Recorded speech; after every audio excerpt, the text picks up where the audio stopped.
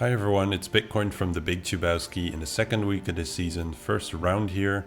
This is from earlier this week as I did not have time to record, unfortunately, so I'm just voiceovering after the fact here, which I don't do too often. So I'm fighting Jedi here from Knights of the Dark Force with 10.3 mil GP, actually a massive opponent, and I thought I got a bit lucky getting such a big opponent with 6 Relic 9s here, as you can see.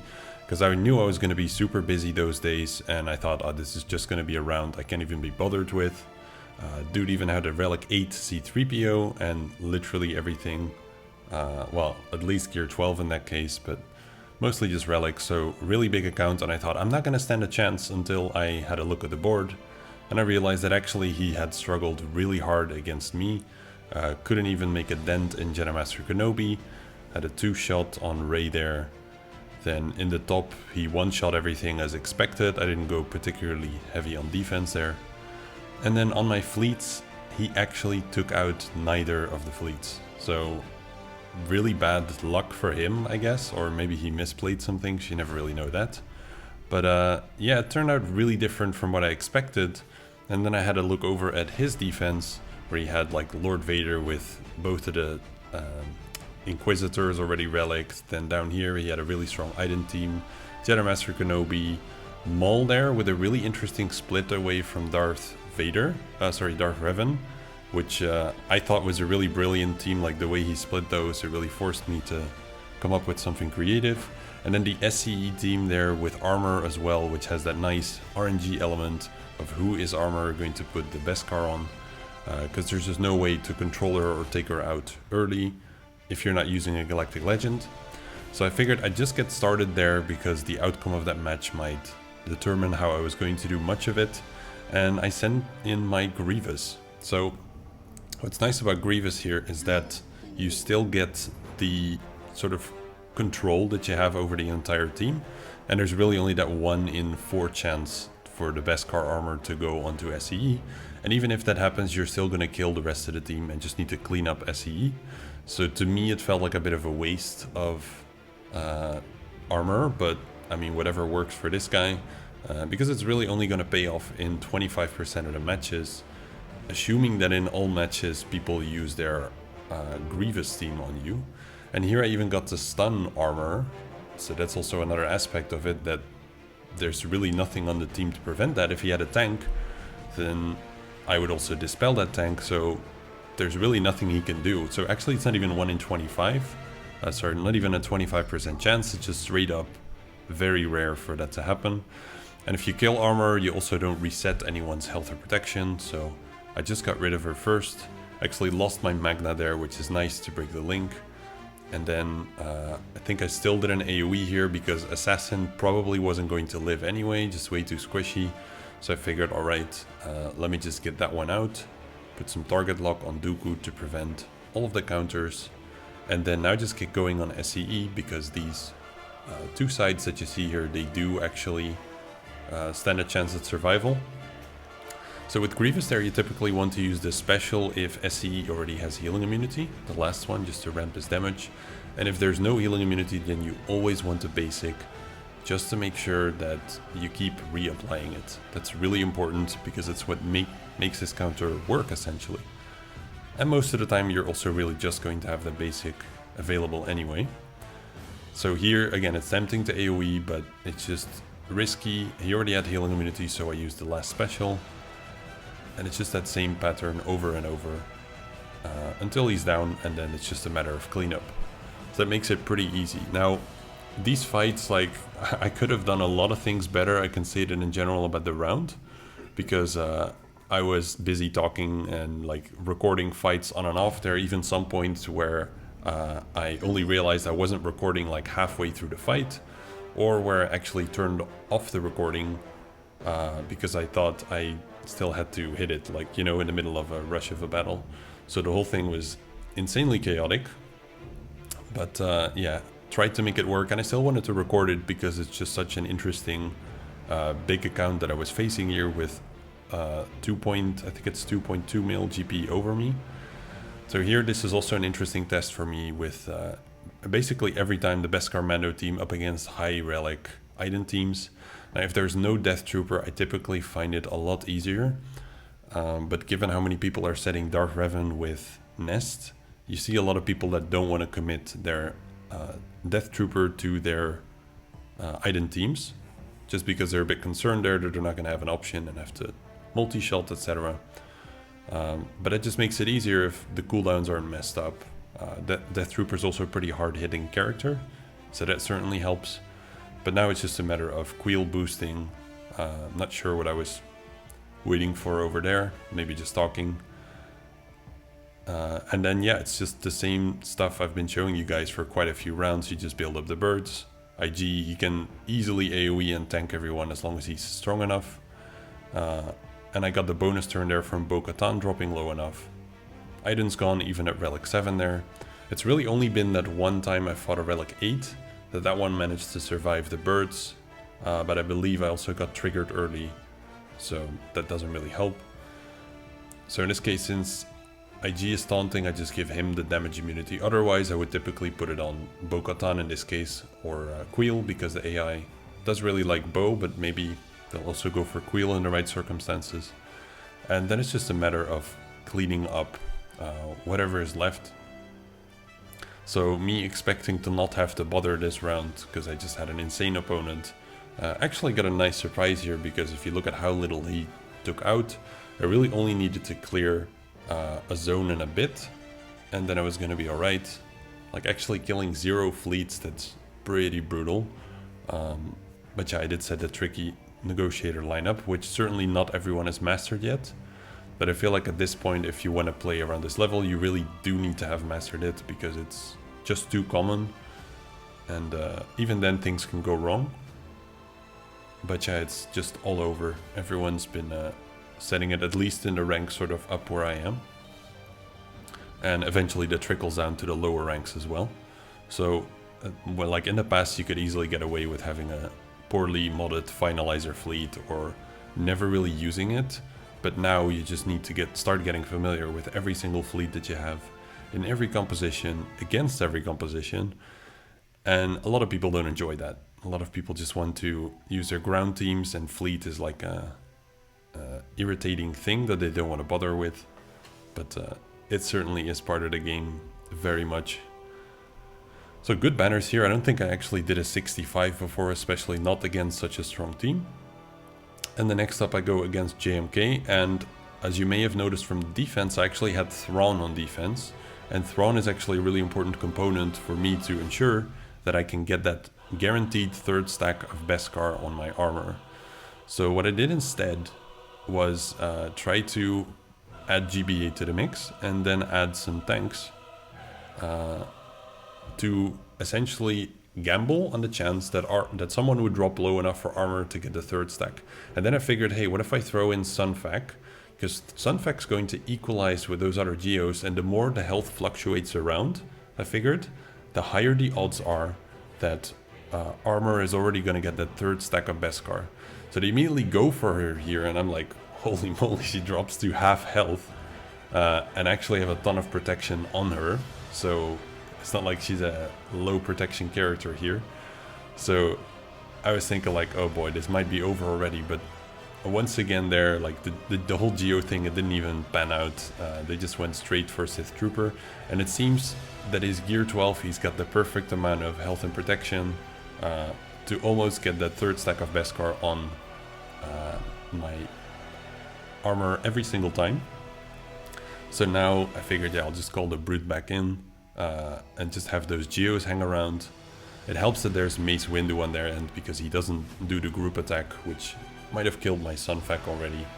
But interesting enough, they are like, I mean, they usually do. They go really hard on SE, even if there are other characters around.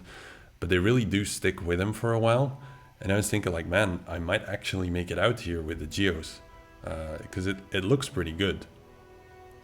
But yeah, as the fight progresses, eventually they start sort of splitting up the damage, which makes the odds of survival for my SE even higher.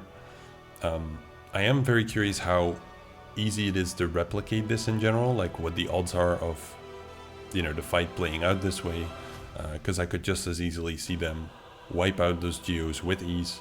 So not bringing Thrawn, there's definitely a big risk to it. I think, even though the Geos weren't even needed here, if you just have high relic tanks, then they're not going to drop low enough. Then your armor needs to survive until a second turn.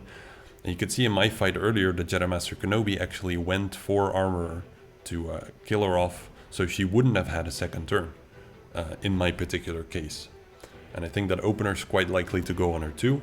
So really this, like, it looks nice now, it looks like something you might want to try out, but my guess is it's actually really risky.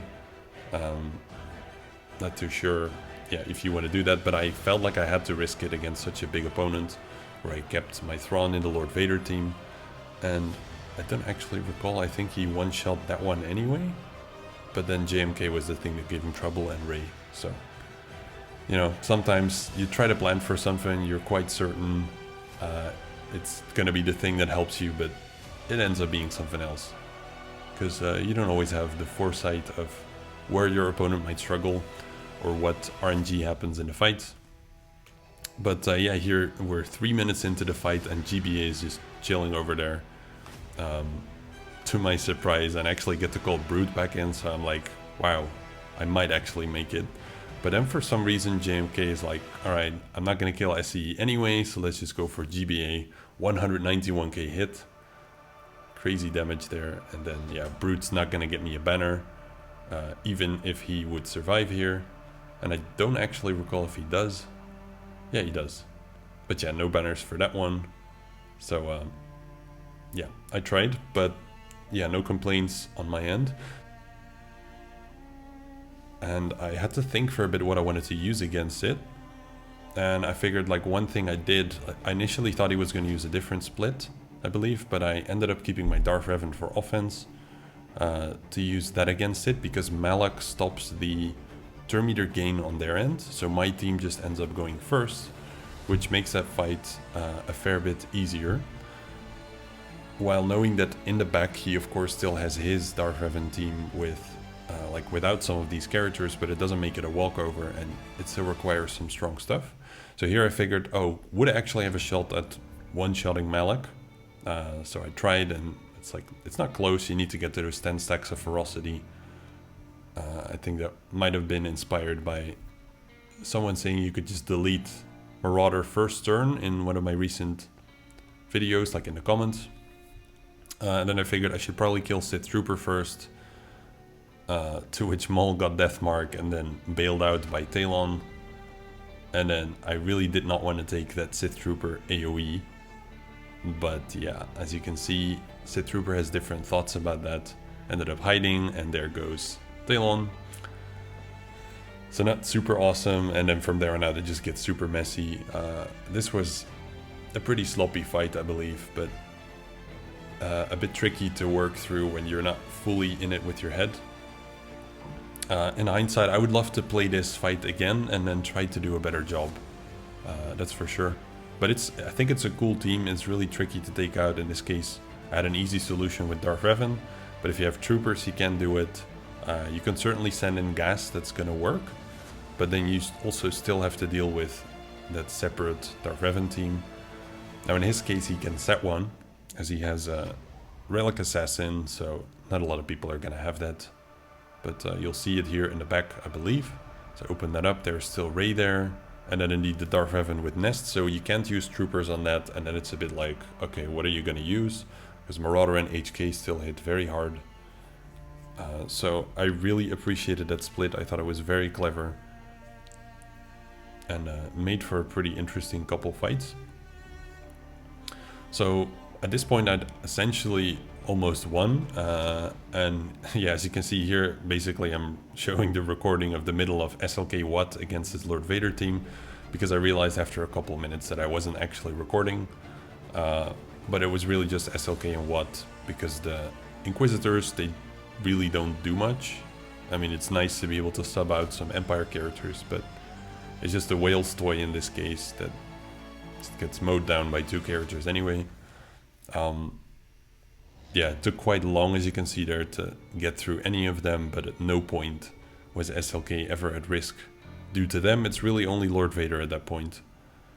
But this guy likes to split off his Maul, and I think he used Darth Vader elsewhere. And I don't actually recall if he had Starkiller or if he used Starkiller on offense. But with his GP, he likely had Starkiller. Which I'm starting to get close to myself at last, just like a lot of other people. But it's been a pretty long farm. And I think, yeah, you've all seen something similar to this many times anyway. But just to show, if you see the Inquisitors, they're not really a problem. It's really always Maul and Darth Vader that you have to worry about. So with that one down, I go into the Maul team here. And he doesn't have any kind of characters to trigger Maul, so it's really just send in CLS. And then kind of follow the forced taunts that jump around, hit everyone, until eventually you get some specials to start taking them out. But yeah, you can see Maul has literally no turn meter, so eventually dispel the retribution as well. And yeah, the fight's practically over. So this composition, it's not that good. I don't really know why people would split off Maul just to be able to set this. I mean, yeah, it pulls out something like CLS, but it also means that you're basically close to guaranteed going to kill two teams. If you would have gas in the back or something and this in the front, then I could see a good argument for it, but it seems that there's very few people who actually set some kind of combination like that where you might regret using your CLS. Or maybe some people do it to make you think they'll have a certain team in the back and then you don't. Those are also nice tricks, but yeah, in general I don't really see the point. So here I try to control Fennec because she certainly got a lot of damage. And it's basically already done at this point. Just take out Beskar Mando. But you don't see this composition too often with Boba and Fennec in there. And really for me the goal in the fight was to try to save Aura. Because mine's just gear 12, I kind of highly doubt I'll be able to relic her anytime soon. So it's always a bit tricky if you're in a banner match, which I fortunately wasn't. But yeah, she's just always going to go down, especially to Nest, who is in there. And even the Boba AoEs here are way too strong for her to handle.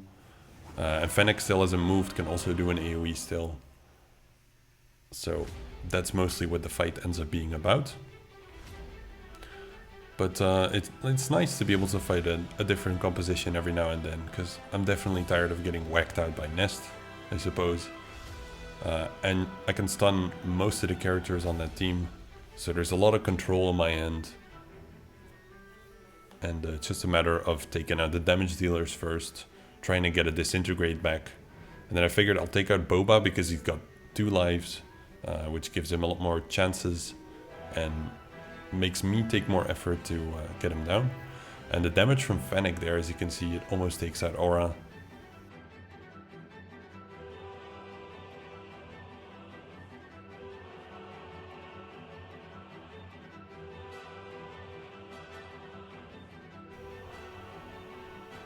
So then from here on out, I believe, like, I also made the mistake of not recording troopers from the start of the fight. So I sent in my troopers on the Darth Revan Nest. I knew I could just clean up Nest. I tried to get her to take a turn still. And then about halfway through, I realized, oh, I'm not actually recording. So Bad Batch here on Qui-Gon Jinn. You've also probably seen it a million times. When there's no tank, you can always do the nice thing where what a lot of people do with Hunter in a moment is they do the AoE first, but if there's no tank, then you can just swap over to Echo. Then you gotta make sure you know which one Echo is. And then you target Jedi Knight Anakin and call Hunter, who then with the first hit kills Qui-Gon Jinn, and then the second one he kills Jedi Knight Anakin before he ever gets an AoE off. So that's why typically people like to add General Kenobi to the team, so that you can't do that. But yeah, then you're pulling him away from JMK, which severely weakens that team. And here I just threw something in that I figured got healing immunity and stun. That's gonna wrap it up quite nicely. So got through that one, and then I think the fleets are all that remains. But already got a very nice lead here. I figured I'd do them anyway, it's good practice. And using Finalizer here on the same fleet that I set against him. But it seems like he plays it a bit different. I'm quite curious how some of these players go about the fight. I've seen a lot of different approaches. I've seen recently people putting TIE Echelon in the starting lineup, and to me this just seems so reliable that it doesn't make sense to me to put Echelon in the starting lineup, because if you play it right, then you're not going to take an AoE, and you don't need a tank to take that AoE for you, essentially. So a lot of people also try to stun or do a big spec on the TIE Bomber, but really all you need to do is just stop it from burning and wait until you get rid of the target lock on your end, and then the taunt drops. That's pretty much all there is to it. So here the target lock's gone, then I get to go for Anakin to burn the loyalty the first time. They call in a ship, and I still need to speed up my finalizer a bit with mods to be able to make my life a bit easier. So I didn't bring Cassian in this case because I wanted to save him against the Executor, but Ebon Hawk does the same thing. And I just take out Anakin, and now it's a matter of, okay, what am I gonna do to control these last ships, last a while, and then eventually build up so much damage with Silencer that I can kill them. So always good to have a target lock, because when Silencer hits someone with a target lock, he generates a bit of offense, or stacks it. Yeah, not a lot to this one, I think. I pass a turn, just to reset the cooldown a bit. And I could have spread the target lock there maybe, but doesn't really matter. And then at this point, I do take the AoE and Ebon Hawk goes down. So I do drop some banners there, but keeping in mind that my Ebon Hawk is, I think, 2 Gear 11 pilots, so doesn't really do too much for me. Now in this case I ability block because I don't know if TIE Bomber can burn already. And this, I'd say, is the main risk of the fight, where Ahsoka gets brought in. She could probably have specced out my Silencer if she would have gotten the chance. So I could have gambled for a stun there. Instead I thought maybe I can already kill her. But that was certainly a risk factor that could happen to you. I still got 2 dazes on my team here, so just basic for the protection up. Then I figured, alright, let's call in the Echelon. It's not going to cleanse anyone. A cleansing ship would actually be nicer here. But I don't even recall from a second ago if I had one in there. But I figured either way it's going to take up the next hits, while the others drop their days, and then I can just finish it off. Go for 5s here, and I was quite certain I would kill him, but I didn't get there. So I don't know why I chose to go for Ahsoka here. I figured 5s was just gonna basic, I guess, which he did. That got strangely dodged, and then I just used an AoE to take out both. Totally as planned, but not really. And just pass the last turn and finish it up here. Pretty low damage there. You can really see the difference on a tank, which has some good armor.